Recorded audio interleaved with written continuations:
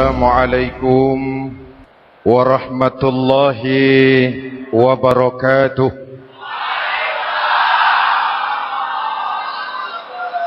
Alhamdulillah wassalatu wassalamu ala sayyidina Rasulillah sayyidina wa maulana Muhammad ibn Abdullah wa ala alihi wa sahbihi wa man tabi'ahu wa walah.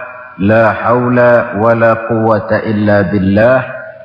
Subhanaka la ilma lana illa ma 'allamtana innaka antal alimul hakim. Wa la haula wa la quwwata illa billahil aliyyil azim.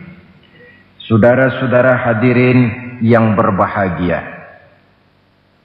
salah satu nikmat yang diberikan Allah kepada kita di dalam kehidupan ini ialah bahwa Allah Subhanahu wa ta'ala telah menciptakan segala sesuatu serba berpasang-pasangan. Dalam surah Yasin ayat 36 dijelaskan, Subhanallazi khalaqal azwaja kullaha mimma tumbitul ard wa min anfusihim wa mimma la ya'lamun. Maha suci Allah yang telah menciptakan segala sesuatu itu serba berpasang-pasangan, dari apa yang tumbuh di permukaan bumi, apa yang ada di dalam diri mereka sendiri, dan apa-apa yang mereka tidak mengetahuinya.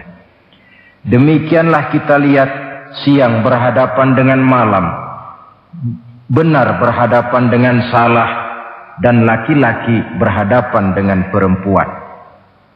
Setelah Allah menciptakan segala sesuatu itu serba berpasang-pasangan, maka Allah menetapkan aturan permainan yang mengatur seluruh kehidupan makhluk yang serba berpasang-pasangan itu.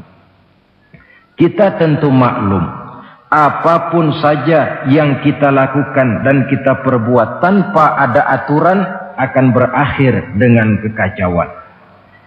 Cobalah kita bikin satu sekolah, buka satu sekolah, tidak usah pakai aturan, tentu kacau. Bikin organisasi tanpa memakai aturan, tentu kacau. Demikian daripada kehidupan ini, kalau tanpa ada aturan, tentu kekacauan yang akan timbul. Allah pencipta manusia. Allah tahu benar kemampuan maksimal manusia. Oleh sebab itu, aturan permainan yang diturunkan Allah tentu sesuai benar untuk manusia. Satu contoh kecil, pabrik mobil di Jerman bikin mobil namanya Mercy. Seiring dengan itu dia keluarkan buku petunjuknya. Mobil ini namanya Mercy, kecepatan maksimal sekian ratus kilometer per jam, daya angkut maksimal sekian ratus kilogram. Kalau rusak memperbaikinya begini, onderdilnya pun ini. Karena pabriknya yang membuat mobil, lalu pabriknya pula yang mengeluarkan buku petunjuk, sudah tentu buku petunjuk itu sesuai benar dengan mobilnya. Dan tidak bisa kita punya mobil Mercy rusak, lalu kita perbaiki dengan menggunakan buku petunjuk yang dikeluarkan oleh pabrik mobil Toyota misalnya. Jelas mobil bukan tambah baik, malah makin hancur tidak karu-karuan. Kalau manusia menginginkan satu hidup yang baik, tidak ada pilihan lain, dia harus memakai aturan yang diturunkan oleh yang bikin manusia. Dan aturan itu telah turun dalam bentuk agama Islam yang kita cintai ini. Manusia laki-laki dihiasi dengan perasaan senang cinta kepada perempuan. Itu biasa, normal, wajar. Tapi lalu Allah menurunkan aturan permainan yang kalau peraturan ini dilanggar akan membawa kerugian bagi manusia sendiri. Bahwa laki-laki senang sama perempuan itu normal. Agama membuat aturan, silahkan senang, tetapi lewat satu pintu yang disebut nikah. Kalau peraturan ini diabaikan, yang rugi tentu manusia sendiri. Misalnya PLN keluarkan pengumuman, Nanti malam mulai jam 6 sampai subuh listrik se-Jakarta mati total. Kita ingat, ini nanti malam saya giliran ronda. Pagi-pagi sudah kita siap beli batu baterai, masukkan ke dalam baterai. Dari sejak kita beli sampai sore itu baterai kita soroti terus. Tentu setelah sore soak batu baterai itu.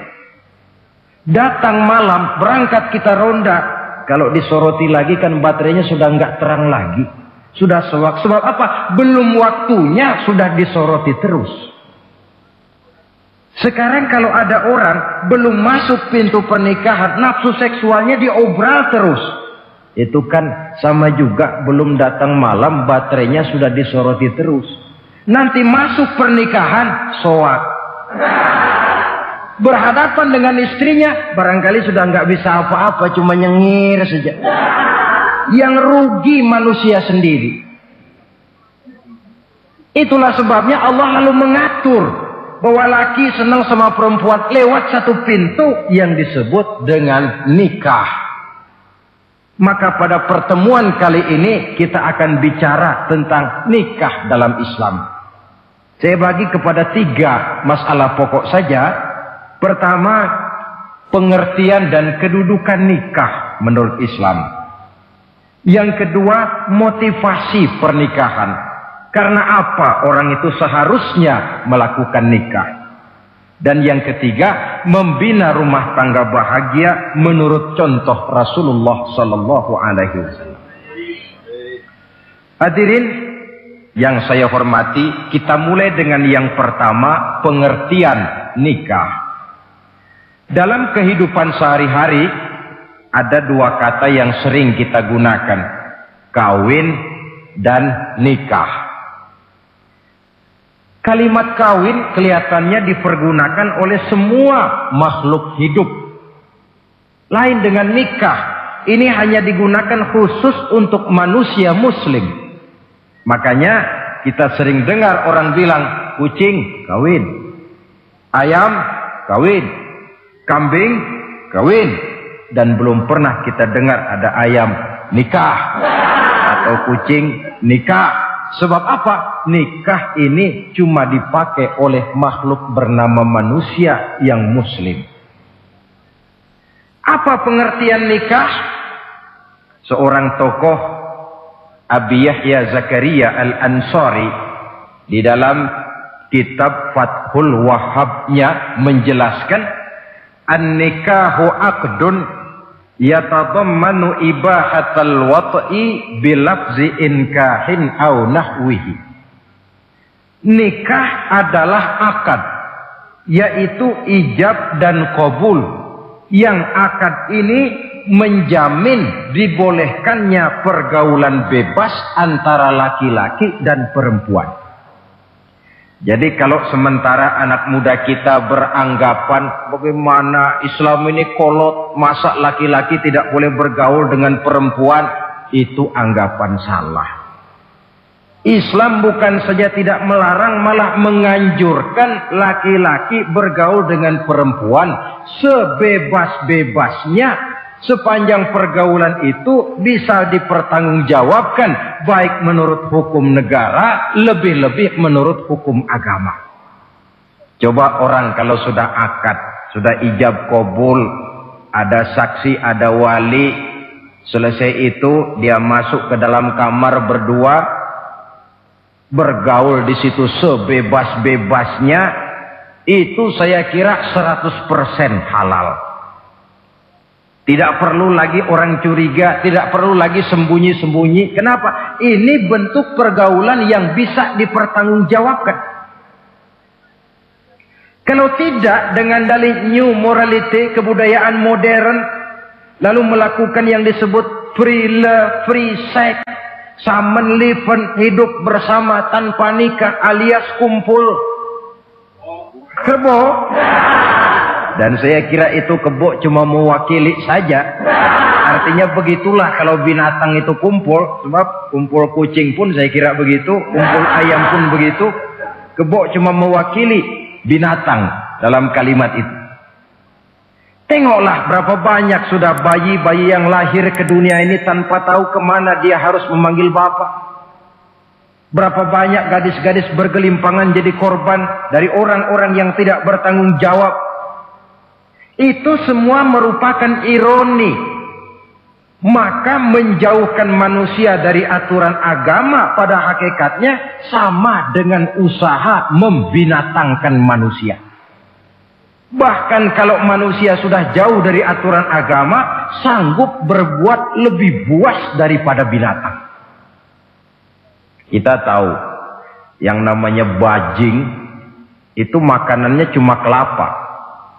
Tapi bajingan itu bukan cuma kelapa, kabel telepon doyan kok bajingan itu. Jauh lebih buas daripada yang namanya binatang. Maka agama ini mengatur agar manusia sebagai makhluk yang mulia hidup secara mulia. Jangan manusia kita ini, binatang saja. Kalau saudara ada yang punya kucing di rumah, saudara taruh di depannya, saudara sendiri yang langsung kasih ikan di piring, kasih kucing. Aduh, dia akan makan dengan tenang, nikmat, lahap, tidak nengok kiri, tengok kanan. Kenapa? Dia yakin betul yang dia makan itu sudah resmi, sah. Sebab apa? Tuan rumah yang kasih.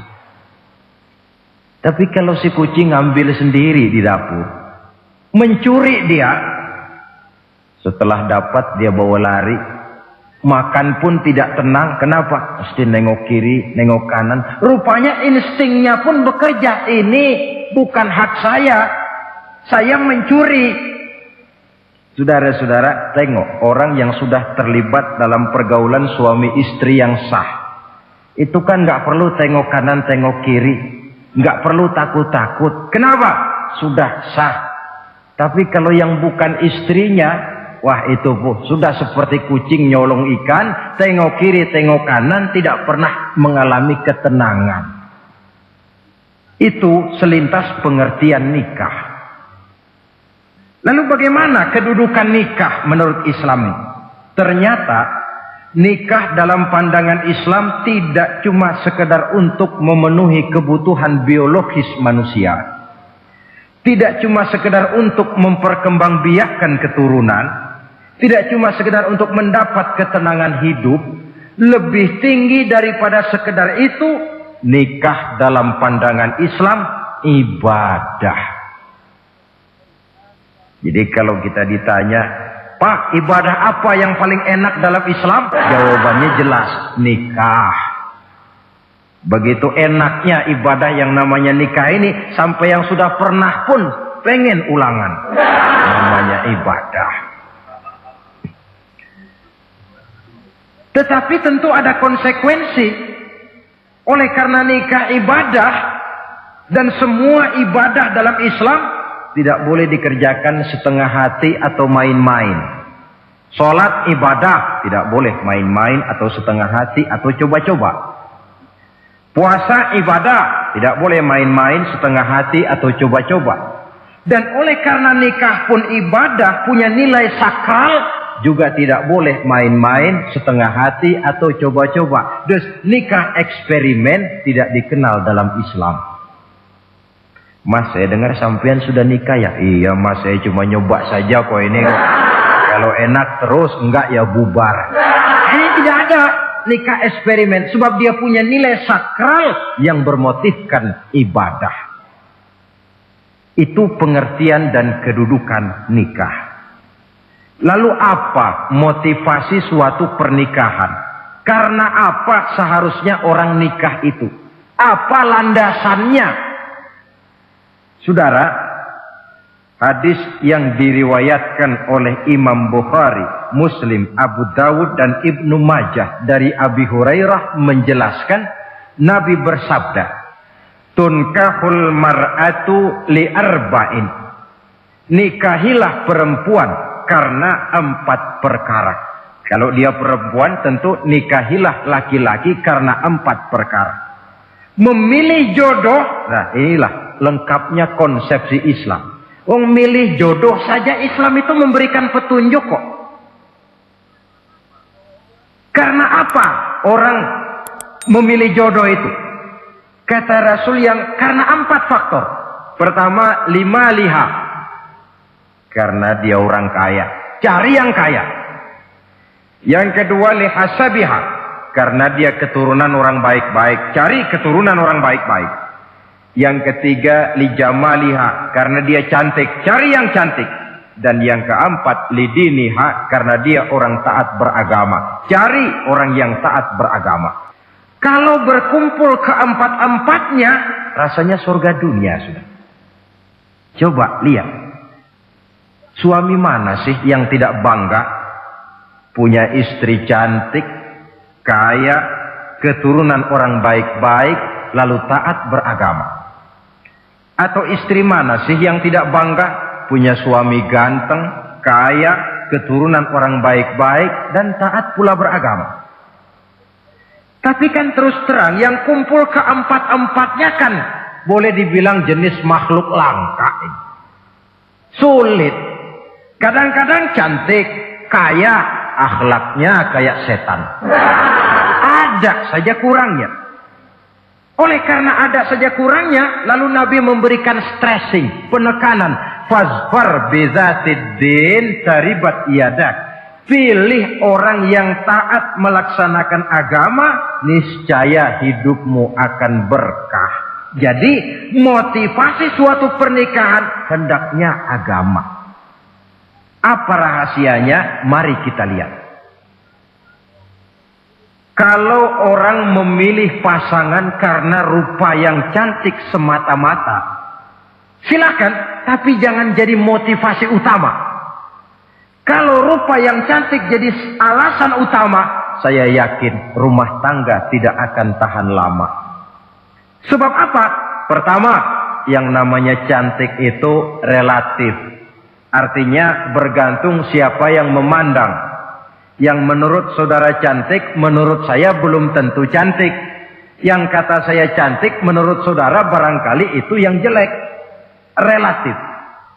Saya kalau ditanya orang, Ustadz siapa perempuan paling cantik di dunia ini? Tentu saja saya jawab istri saya. Apa saudara lalu protes? Salah Ustadz, yang cantik istri saya bukan istri Ustadz. Saya bilang masa bodoh, saya nggak ngurusi istri sampean. Cantik itu relatif. Sehingga di kalangan para ahli cinta,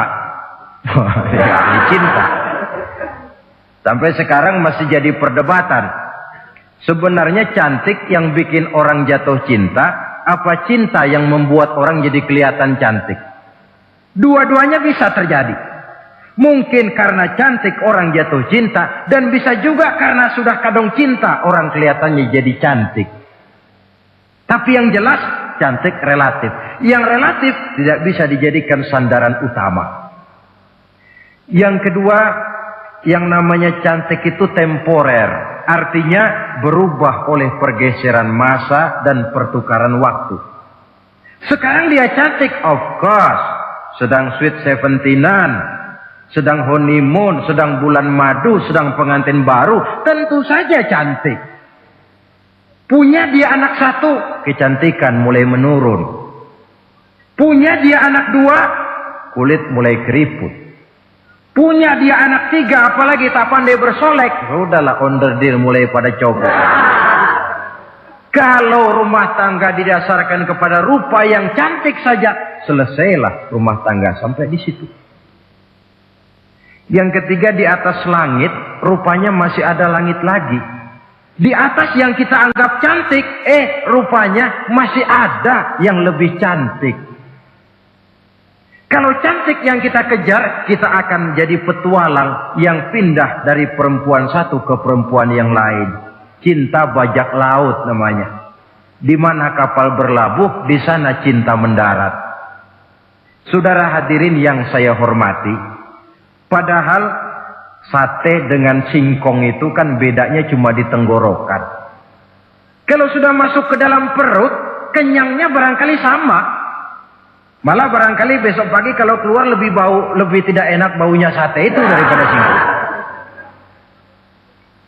Maka Makanya orang kalau sudah nikah oleh Nabi dipesan, apabila kamu di jalan melihat perempuan yang membuat kamu kagum, cepat-cepatlah pulang ke rumah.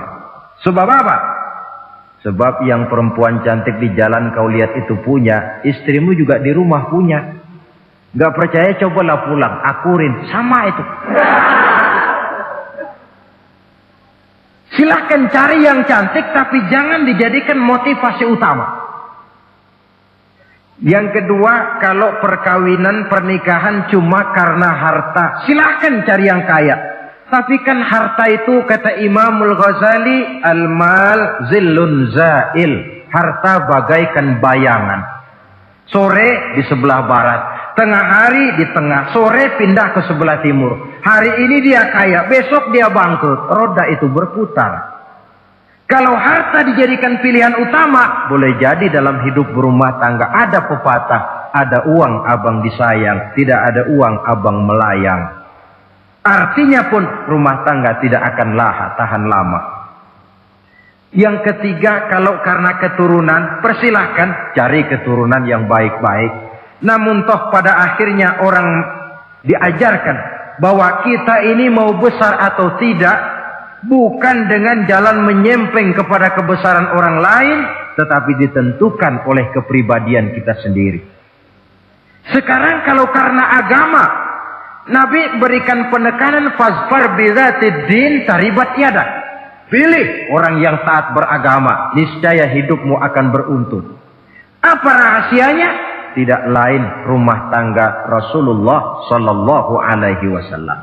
Yang ini artinya kita sudah masuk kepada bagian ketiga, bagaimana membina rumah tangga bahagia menurut contoh baginda Nabi. Saudara, bagaimana sih rumah tangga Rasul itu? Kelihatan dari dua ucapannya, pendek, singkat, tapi punya pengertian filosofis yang mendalam. Dua kalimat saja beliau bilang tentang rumah tangganya, yaitu baiti jannati, rumah tanggaku laksana sorga bagiku. Bayangkan, kalau seorang suami sudah mampu berkata macam begitu, bahagia hidupnya. Ini barangkali tantangan buat kita semua. Mampukah kita di rumah tangga berkata semacam perkataan beliau tadi? Baiti jannati, rumah tanggaku laksana sorga bagiku. Padahal dari sejarah kita baca, Rasul itu rumahnya kecil. Tidurnya di atas pelepah daun korma. Sampai berbekas di pipinya. Sarapan paginya seteguk zam-zam, sepotong roti, kadang-kadang 3 butir korma. Tempat tidurnya bukan alga spring bed atau Dunlop pillow macam kita punya. Di rumahnya tidak ada mebel spaghetti model yang lagi ngetop-ngetopnya. Entah di tengah rumah macam itu, beliau sanggup berkata, baiti jannati. Kenapa kita yang hidup di zaman di mana fasilitas mestinya lebih menunjang, kok malah banyak yang berkata sebaliknya? Baiti nari, rumah tanggaku laksana neraka bagiku. Padahal dilihat dari segi materi, rumahnya bertingkat, mobilnya serba berkilat, uangnya banyak berlipat-lipat, istri pun cantik memikat, kadangkala boleh jadi jumlahnya 4. Tapi tiap hari kiamat. Kenapa ini? Marilah kita lihat. Ternyata rumah tangga Rasul itu motivasinya tidak lain agama. Agama menuntun suami dan istri masing-masing untuk tahu kewajiban dan tahu haknya. Kalau kewajiban sudah dilaksanakan, lalu hak diberikan, akan timbul pengertian, understanding. Kalau sudah ada saling pengertian, akan timbul ketenangan, feeling of security.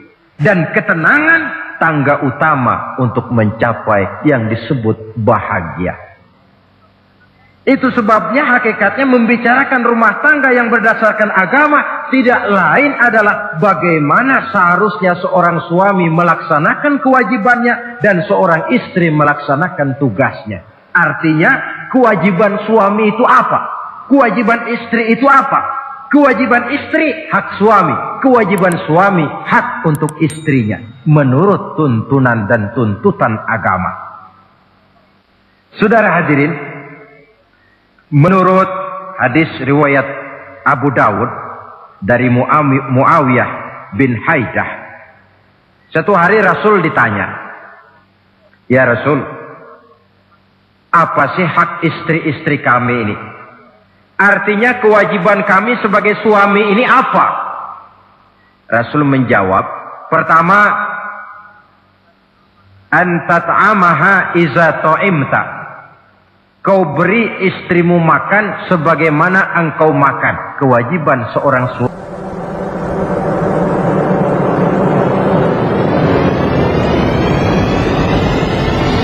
Ladies and gentlemen, you cannot be wrong. This is ICJ Broadcaster.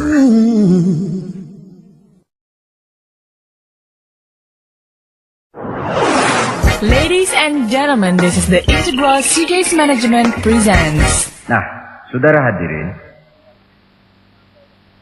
tetapi seorang istri pun kalau sudah diberikan nafkah oleh suaminya untuk mengatur makanan, dia harus pandai mengaturnya dengan sebaik-baiknya.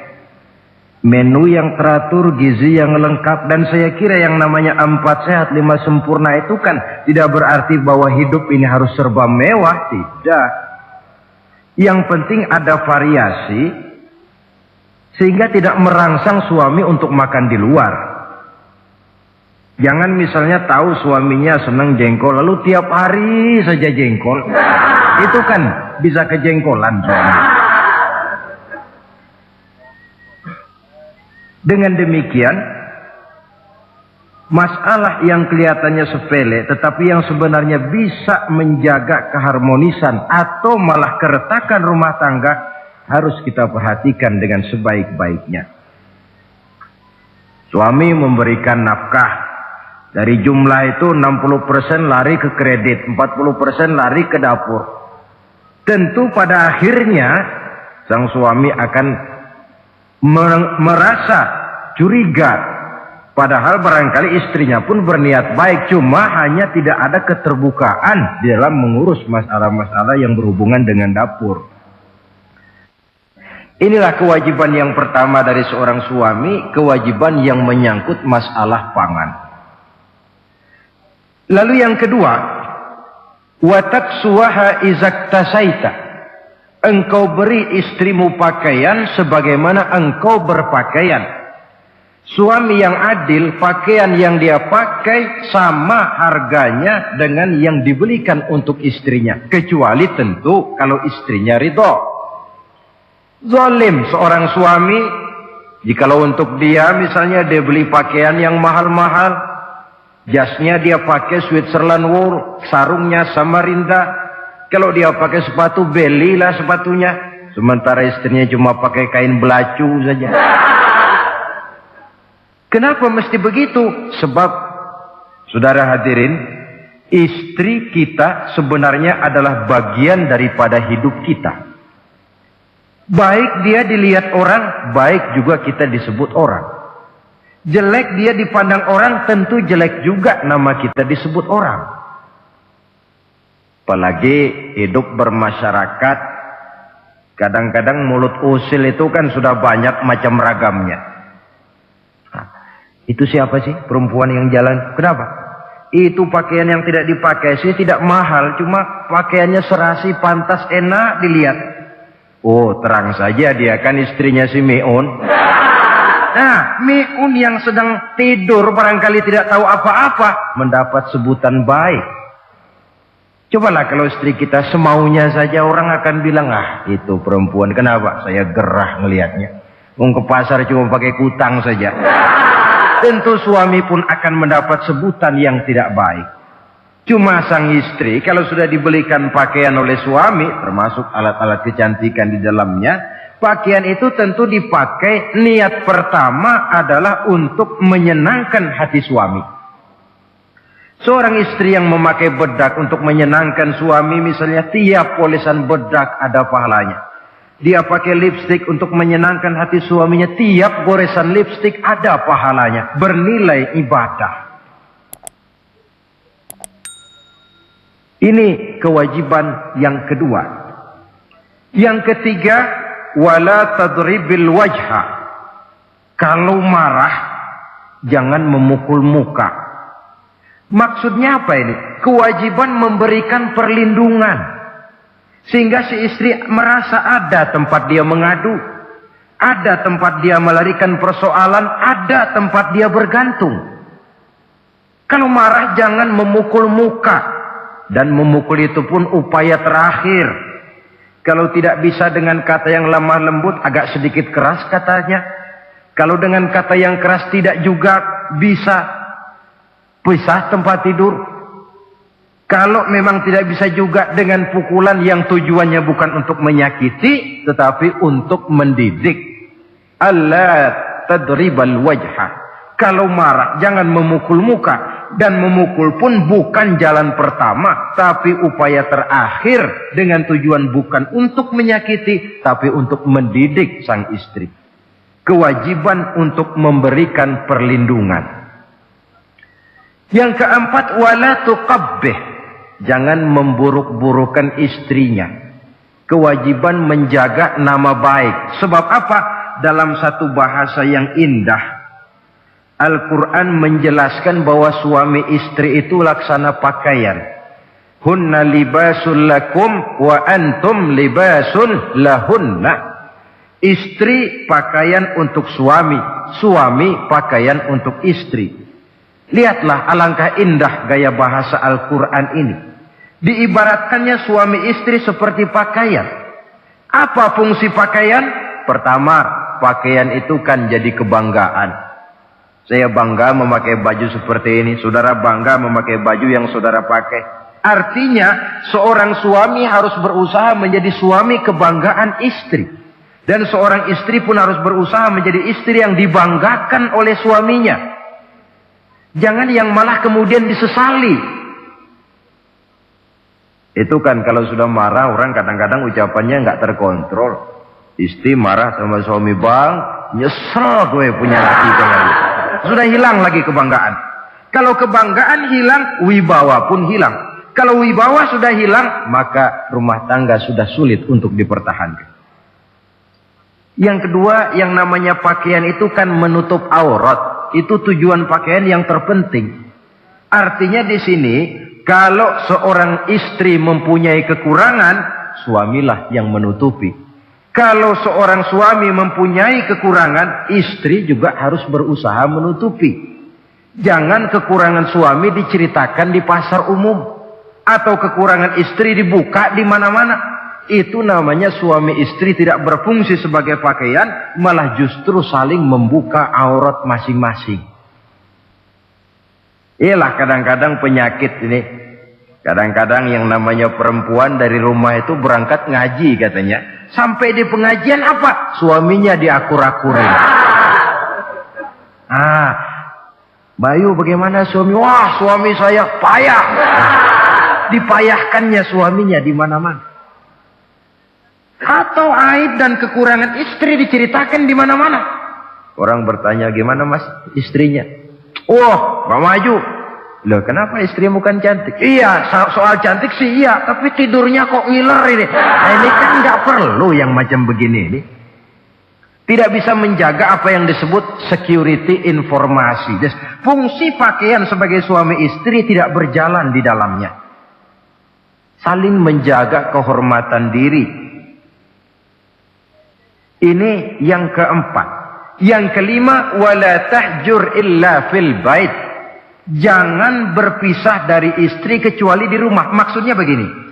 Kalau satu hari seorang istri suami marah kepada istrinya, tidak usah istri itu disuruh pulang ke rumah orang tuanya, ke rumah mertua lalu diusir. Tidak. Cukup pisah tempat tidur saja. Ini maknanya wala tahjur illa fil baiti. Umpamanya, dek malam ini saya sedang tidak enak pikiran. Kau tidur di kamar belakang lah, saya kamar depan. Cukup pisah tempat tidur saja. Tidak perlu istri dipulangkan ke rumah orang tuanya. Nanti umpamanya tengah malam turun hujan, udara dingin, pikiran berubah, berasa perlu, kan tinggal manggil. Tidak jauh secara psikologis ajaran semacam ini bisa kita terima. Saudara hadirin yang saya hormati, ini pada prinsipnya kewajiban seorang suami. Kewajiban yang menyangkut masalah pangan, sandang, perlindungan, memelihara kehormatan dan menjaga ketenangan di rumah tangga dengan menyelesaikan persoalan di rumah tangga itu secara intern. Jangan belum apa-apa sudah mertua diundang, orang tua dibon. Persoalan belum tentu selesai tapi masalah sudah meluas. Cobalah kita selesaikan intern dulu.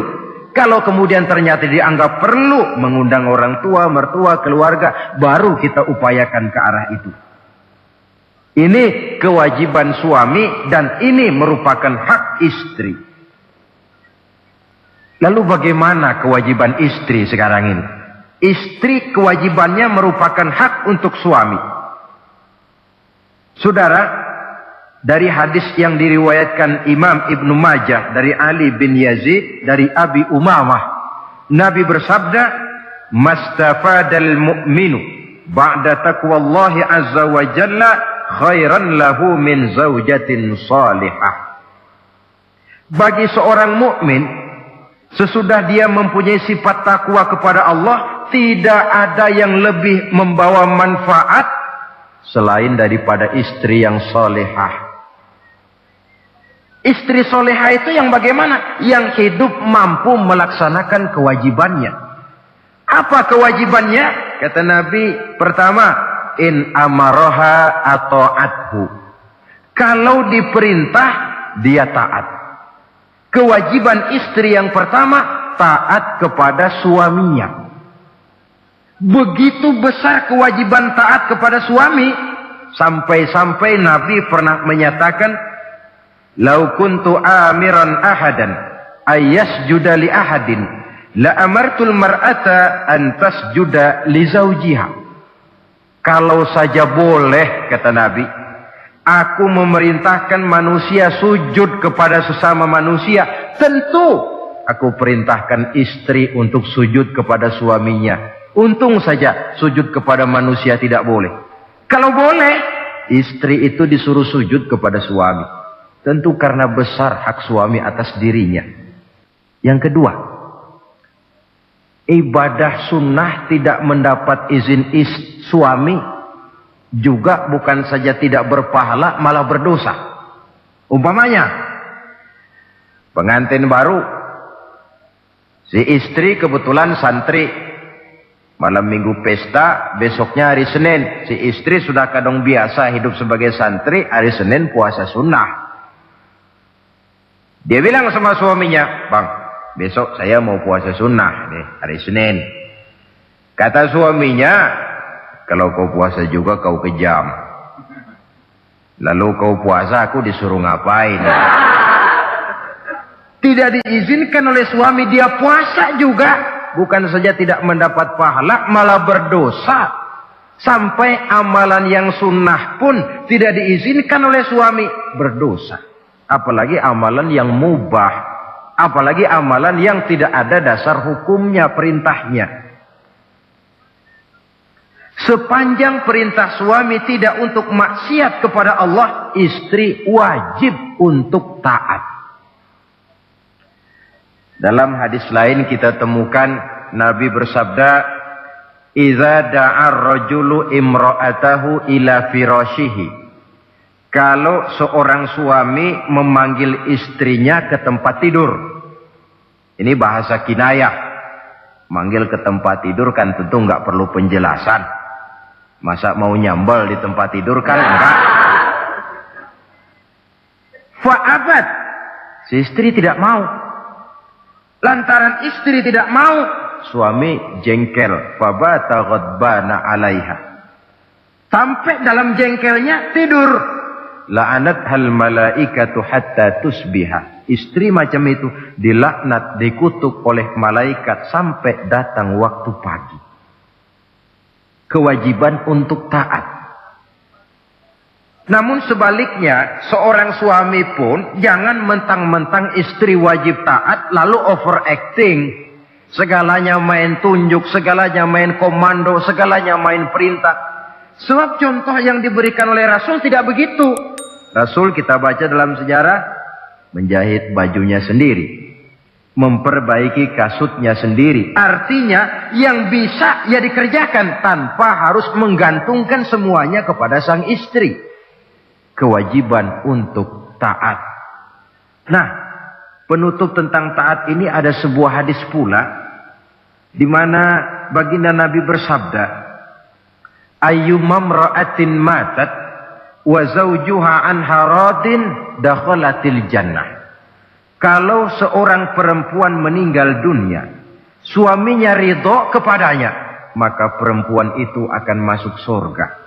Artinya, kalau seorang istri meninggal, ya dia tukang ngaji, ya tukang sholat, ya suka puasa, ya gemar sodakoh, tapi meninggal suaminya tidak ridho, pintu surga belum dibukakan sampai suaminya ridho kepadanya.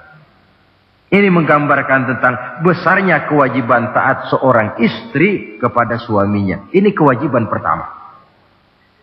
Lalu kewajiban yang kedua kata Nabi, wa in nazara ilaiha sarrathu. Kalau dipandang oleh suaminya, dia pandai menggembirakan, menyenangkan hati suaminya. Menjadi istri yang pandai menyenangkan hati suami. Siapa contohnya? Kita lihat misalnya istri Nabi, di antaranya Sayyidatuna Khadijah radhiyallahu anha. Ketika Nabi pertama kali menerima wahyu berhadapan dengan malaikat Jibril, beliau kembali ke rumah dengan tubuh gemetar. Setibanya di rumah beliau berkata, "Zammiluni ya Khadijah." Khadijah, selimuti saya. Kenapa bang? Barusan datang malaikat Jibril, dia katakan begini-begini, saya khawatir Khadijah. Khadijah tahu suaminya sedang gelisah. Sebagai istri yang bijak beliau tampil, apa katanya? Kalla ma yukhzikallahu abada. Tidak apa-apa bang, jangan khawatir, Allah tidak akan menyusahkan abang buat selamanya. Ini istri yang pandai menyenangkan hati suami. Suami pulang dagang dari pasar, rugi. Istri tampil, itulah bang romantikanya dagang. Masa selamanya saja untung sekali-sekali lah, rugi. Si suami kan tidak terlalu pusing kepalanya. Jangan sudah di pasar rugi, sampai rumah istri pidato, peletar-peletor macam petasan. Dasar suami goblok, dagang saja rugi. Sudahlah di pasar rugi, sampai ke rumah digoblok-goblokin. Itu nanti suami kan bisa kena penyakit yang disebut broken home. Penyakit nggak betah di rumah. Seorang istri kalau suami sudah kena penyakit tidak betah di rumah, itu mesti siap-siap mental untuk dimadu. Nah, jadi kalau tidak dimadu bagaimana? Berusaha bikin betah suami di rumah. Suami pulang kantor jam 2, setengah 2 dandan, kalau perlu setel habis. Kalau perlu, kelihatan suami akan datang, bukakan pintu, sambut dengan senyum. Apalagi kalau senyumnya Pepsodent. Saya kira suami bagaimanapun lelahnya, peras keringat, banting tulang, pulang mencari nafkah, kalau kembali di rumah disambut dengan senyum, hilang capeknya. Tapi bayangkan, sudahlah di kantor capek, peras keringat, banting tulang, sampai pula di rumah yang nyambut cuka sama kukusan. Udah asem, monyong. Suami mana yang kerasan tinggal di rumah? Menjadi istri yang pandai menggembirakan, menyenangkan hati suaminya. Bahkan diizinkan bohong untuk menyenangkan hati suami. Umpamanya, suami kebetulan habis obyeknya gol. Karena ingin menyenangkan istri, mampir di pasar beli kain batik. Si suami tidak tahu bagaimana kain batik yang bagus, beli saja sembarangan. Sudah kainnya kasar, warnanya norak, harganya yang mestinya murah jadi mahal, dibawa pakaian itu pula. Istri lihat dan tahu kalau ini batik jelek, norak, kasar, harganya pun murah. Tapi dia ingin menyenangkan hati suaminya. Suaminya tanya, bagaimana dek kain batik ini? Waduh bang, bagus betul kain ini. Pinter benar abang milih warna ini. Emang yang kayak begini ini bang, coba lihat tetangga kita mana ada yang pakai kain kayak begini. Ya memang gak ada, jelek. Suami senang tentu. Lalu kain itu oleh istrinya, ngaji dipakai, keundangan dipakai, tidur dipakai, masak dipakai, nyuci pun dipakai. Suami makin bangga, wah kain yang saya beliin dipakai terus ini. Lain pula istrinya, dalam hati dia berpikir, biarin deh gue pakai terus biar cepat hancur, nggak ada urusan.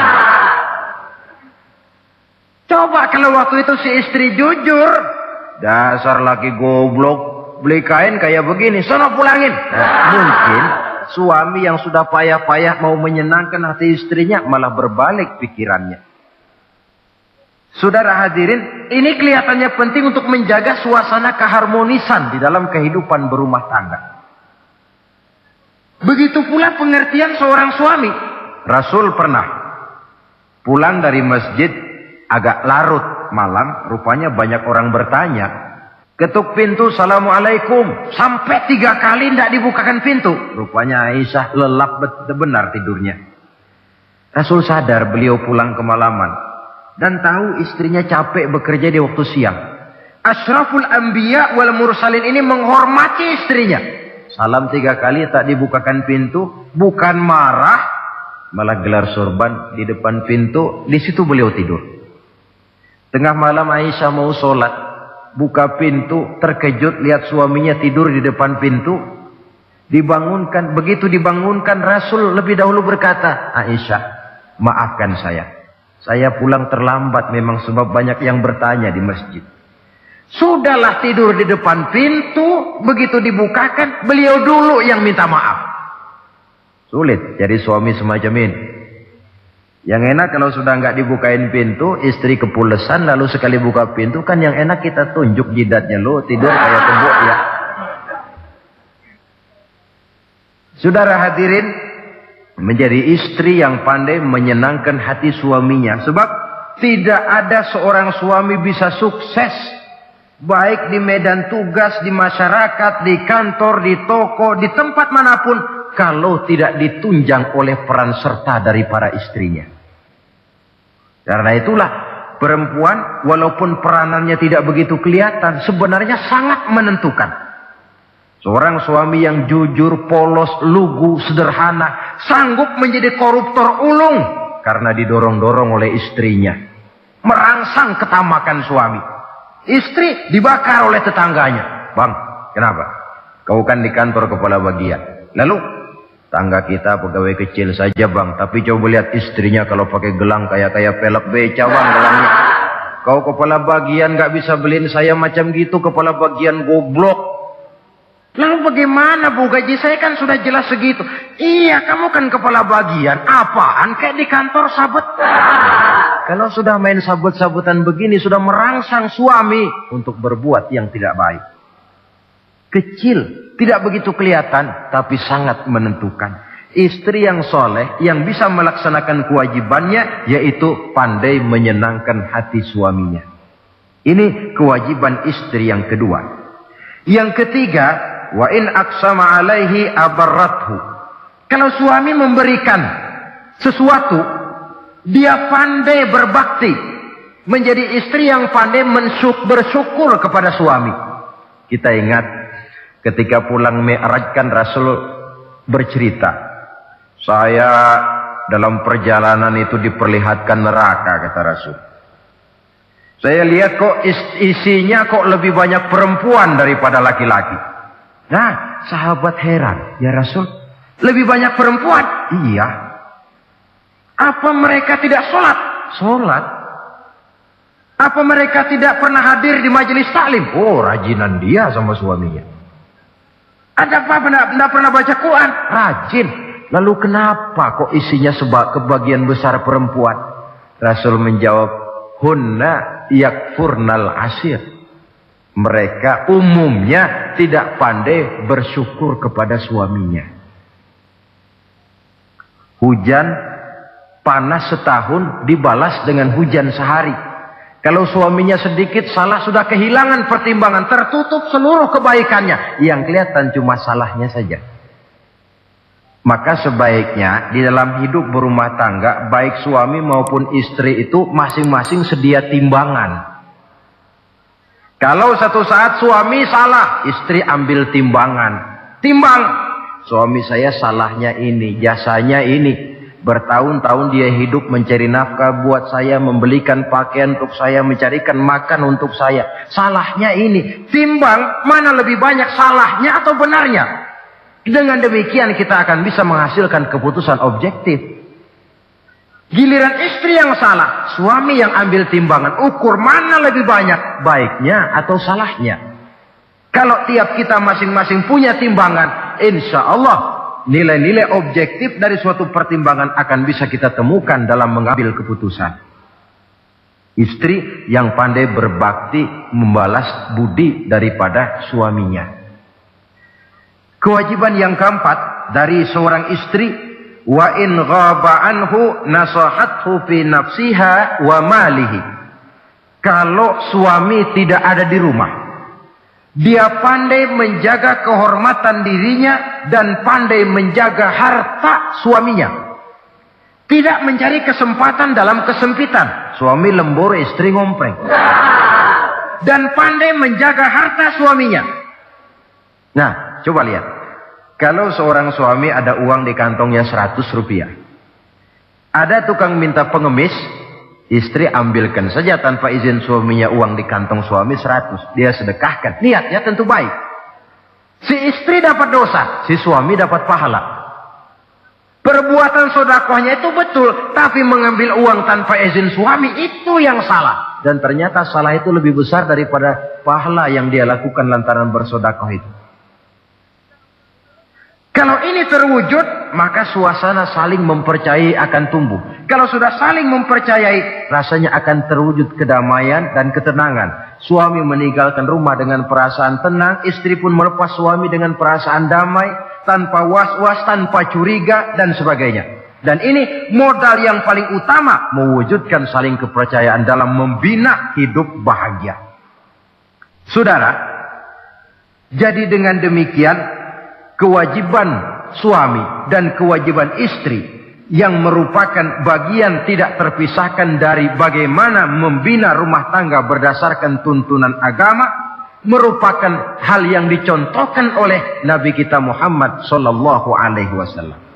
Dengan satu kesimpulan, rumah tangga Nabi bahagia karena rumah tangga itu disinari oleh ajaran-ajaran agama. Sehingga timbul saling pengertian membawa kepada ketenangan, dan ketenangan sesungguhnya tangga utama mencapai rumah tangga bahagia. Tanpa materi orang memang sulit untuk bahagia. Tapi materi semata-mata bukan merupakan jaminan bahwa orang akan hidup bahagia. Banyak isak tangis berbunyi di rumah-rumah mewah, dan banyak sendak gurau, tawa dan canda, tawa lerai di rumah-rumah sederhana.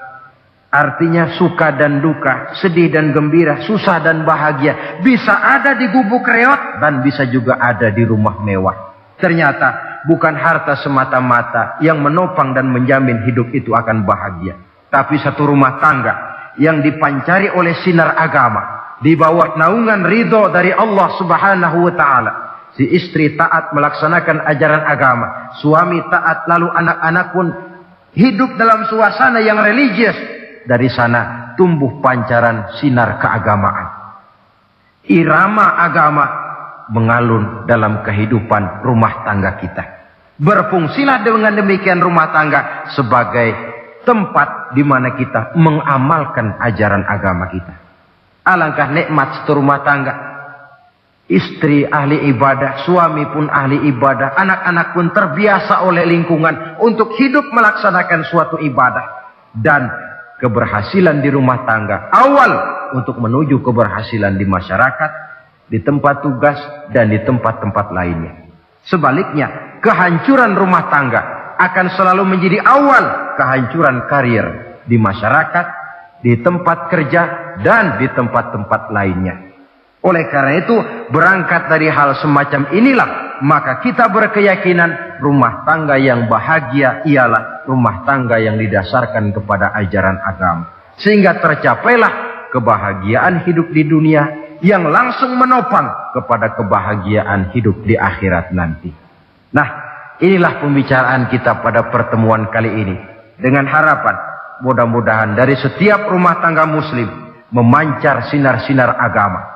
Menjadi kubu-kubu pertahanan di mana kita menegakkan ajaran agama. Dan pada akhirnya nanti akan tercipta masyarakat yang agamis. Terwujudlah ketenangan, kedamaian, dan ketentraman. Mudah-mudahan ada manfaatnya. Lebih kurang mohon maaf. Wabillahi taufiq wal hidayah. Wassalamualaikum warahmatullahi wabarakatuh.